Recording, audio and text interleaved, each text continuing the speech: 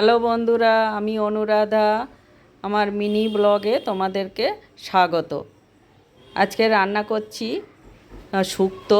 তার জন্য সবজিগুলো সব ভেজে নিয়েছি। সকাল সকাল উঠে এর আগে গিয়েছিলাম বাজারে। বাজার থেকে কিছু সবজি আর পনির নিয়ে এসেছি।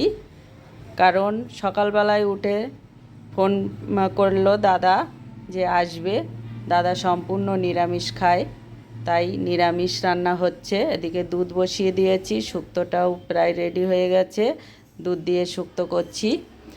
শুক্তোর রেসিপি আমার পেজে অলরেডি দেয়া আছে, তোমরা সেখান থেকে দেখে নিতে পারো। আবার এই রান্না করতে করতে বোন ফোন করেছে। বোনের সঙ্গে কথা বলতে বলতে বললাম দাদা আসছে, শুনে বোনও বলল আমিও যাব। বোন আবার আসবে বিকালবেলায়। দিয়ে কথা বলতে বলতে দিয়ে দিলাম একটু ঘি। ঘি দিলে শুক্তো খেতে খুব ভালো লাগে। শুক্তো হয়ে গেছে, এবার রান্না করব পনির।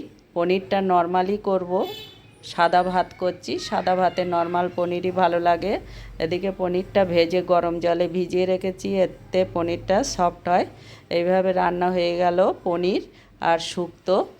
আর ভাত করব, আর কিছু ভাজা করব, সেটা গরম গরম করব। এদিকে বিকালে বোনরা এসে গেছে, চা টিফিন খেয়ে আমরা বসে গল্প করছি।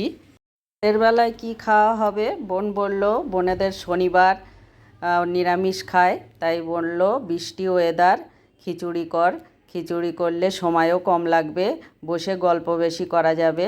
সবাই বসে আমরা গল্প করছি। খিচুড়ি হয়ে গেছে, ওরা সবাই বাড়ি যাবে, তাই খেতে দিয়ে দিয়েছি। বাড়ির কাছাকাছি সবাই থাকে, হয়তো 10-15 মিনিটের ব্যবধানের রাস্তা।